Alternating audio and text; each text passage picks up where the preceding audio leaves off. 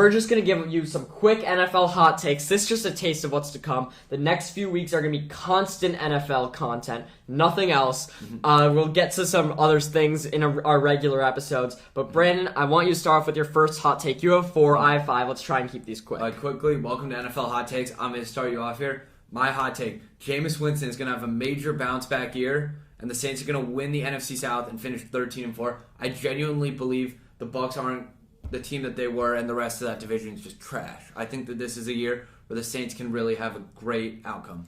Okay, I very much disagree. Jameis Winston rolled his ankle today, so who knows what that. I understand that'll probably change your opinion, but they are not better than the Buccaneers because the Buccaneers have just as good weapons, a better quarterback, and a better defense. I disagree with the defense. I think they're about the same. I'll go with my Saints take because I have a Saints hot take too. Chris Olave is going to establish himself as the Saints' number 1 receiver over Michael Thomas. So I don't think Michael Thomas can have a great year. Even if Winston's there, I think Olave is more of a deep threat. He meshes with Jameis's game better.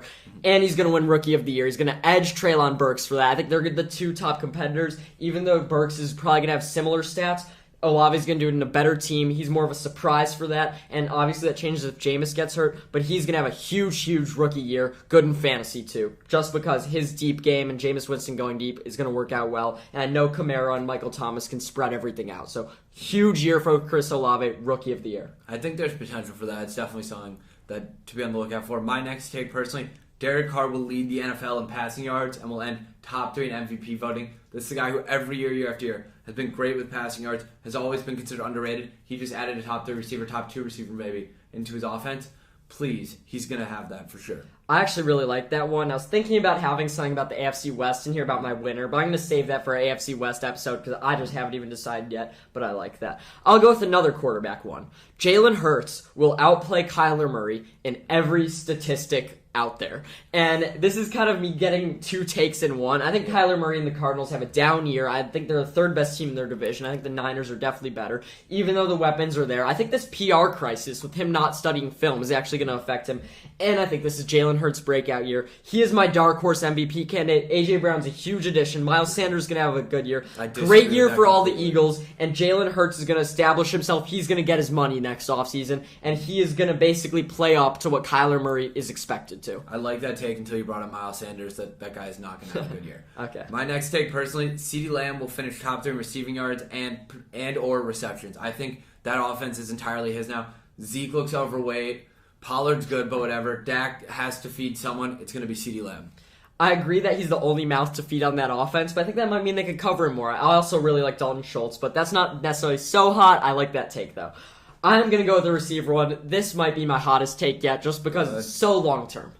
Justin Jefferson is going to be an NFL Hall of Famer, and this is going to go down maybe as his best season. He's going to be the best receiver in football. He is going to be able to do this for years to come. He's so young, even with Kirk Cousins feeding him. He's going to have a season similar to Cooper Kupp last year. I'm not saying he's going to win the Triple Crown, but he is going to establish himself as the best receiver in football. He is the next Randy Moss. That is how good he is. He is the best receiver we've seen since then. In the past few years, we've seen a few years of Antonio Brown, a few years of Hopkins, a year of Kupp, a few years of Julio, OBJ. He is the next guy to be the best receiver in the NFL for a while. His longevity starts now. He's here to stay. And I have so much to say about the Vikings offense. I think they're going to be a really good team because of their offense. Kevin O'Connell is a great fit as a coach there. They're going to be similar to the Rams offense with Dalvin Cook being able to spread the field by being a zone RB and then a lot of motion, a lot of moves. Justin Jefferson is going to play out of the slot a lot this year, like Kupp last year.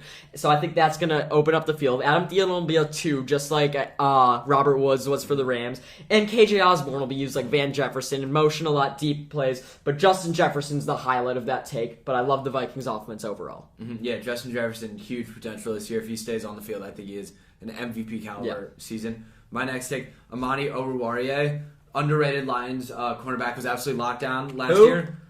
What do you mean who? Top 3 last year cornerback. I think he leads the NFL in interceptions this year. I think the Lions defense will be elite this year, or at least close to elite this year. They were good last year. They got even better in the offseason. That is where you made a mistake. Never predict the Lions to be elite at anything. I said their defense. Their defense. Okay. I'm betting on half the Lions. But Oruwariye is good, underrated player. I don't hate that one. I can go with my one I'm most confident and yet most scared in at the same time. And go ahead. The Indianapolis Colts are going to win 12 or more games this year. They're going to be a top 3 team in the NFL. The only teams I think that could win more games than them are the Bills and the Rams, and here's why. They have been consistently good for a bunch of years. They have a good defense. They have the second best running back in football right now, Jonathan Taylor. Who's the first? Derrick Henry, King Henry. They have a good O-line. I love Michael Pittman. I agree. I've thought that forever. I love Michael Pittman, and I think switching out from when you had Phillip Rivers, Jacoby Brissett, Carson Wentz, those were all nearly playoff teams. Put in Matt Ryan, who is the ultimate system QB. He's old, and if he still has it in him, which I think he does, he is going to be a system QB that can carry a team to Super Bowl caliber. I'm not saying they're going to go to the Super Bowl, but they are going to shock you. They are going to maybe be undefeated for the longest time in the NFL. They're going to win 12-plus games. The Indianapolis Colts are my sleeper team this year. They are going to be very, very good because they're always good, and they've finally found a solution at quarterback.